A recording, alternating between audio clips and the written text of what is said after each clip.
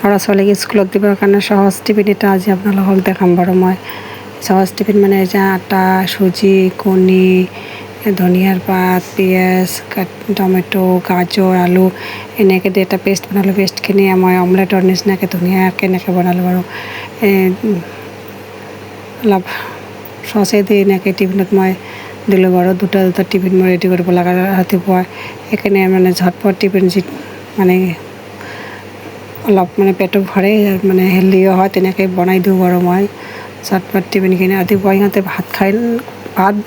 ভাত বনাই দিওঁ বাৰু, নাখায়। 1 চামুচ 2 চামুচমান ভাত খাই গুচি যায়। সেইকাৰণে অলপ পেট ভৰাই টিফিনখিনি তাক মাৰি দিওঁ বেছিভাগ ইহঁতক দুটাক। ৰাতিপুৱা 6টা বজাতে ইহঁতে আৰু কি ভাত খাব ন, 6:30 মানত ওলাই যায়েই ঘৰৰ পৰা। তাৰপিছত ইহঁতে গ'ল, ল'ৰা ছোৱালী দুটা স্কুল। মই অলপ পনীৰ আছিল, তাকে অলপ গ্ৰেভি টাইপৰ বনাম। যে মানে পনীৰ, বিলাহী, আদা, নহৰু, পিঁয়াজ দি অলপ পেষ্ট কৰি গ্ৰেভি টাইপৰ বনাই দি মানুহজন খাই অফিচ যাব। ল'ৰা ছোৱালী দুটা স্কুলৰ পৰা আহি খাব বাৰু। মানুহজন 10টা বজাতে ভাত খাই অফিচ যায় আৰু দুপৰীয়া নাখায়। সেইকাৰণে ৰাতিপুৱাৰ সাজখিনি ভালকৈ বনাই দিব লাগে। গ্ৰেভিখিনি বহুত ধুনীয়া হৈছে, খোৱাটোও ধুনীয়া হয়। এনেকৈ অলপ বিলাহী, আদা, নহৰু পেষ্ট কৰি পিঁয়াজ তেনেকৈ দি বনাই খালে, মছলা নিদিলেও চলে বাৰু। এনেকৈ পেষ্ট কৰি বনাই খালে বহুত টেষ্টি লাগে আৰু ল'ৰা ছোৱালীবিলাক ভাল পায় বিশেষকৈ আৰু এনেকৈ বনাই দিলে।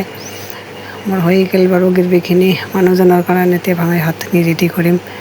আজি ভাতত মই কি বনালোঁ, দালি, বেঙেনা আলুৰ তৰকাৰী এখন, সৰু মাছ আছিল সেই দি বেঙেনা আলুৰ তৰকাৰী এখন, দালি, পনীৰৰ গ্ৰেভি, এনেকৈ কণী বইল কণী মানে গোটা কণী অলপ ফ্ৰাই কৰি দিলোঁ।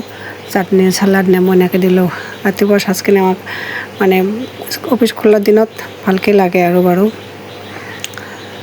এনেকৈ বনালোঁ বাৰু। ভিডিঅ'টো চাই ভাল পালে এটা ছাবস্ক্ৰাইব কৰি দিব আপোনালোকে।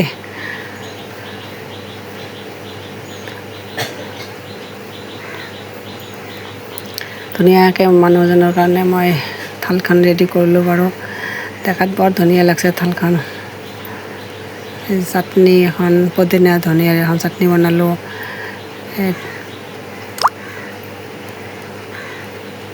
ধুনীয়াকৈ সাজাই দিলোঁ বাৰু। মানুহজনক খাই বৈ অফিচ যাব এতিয়া।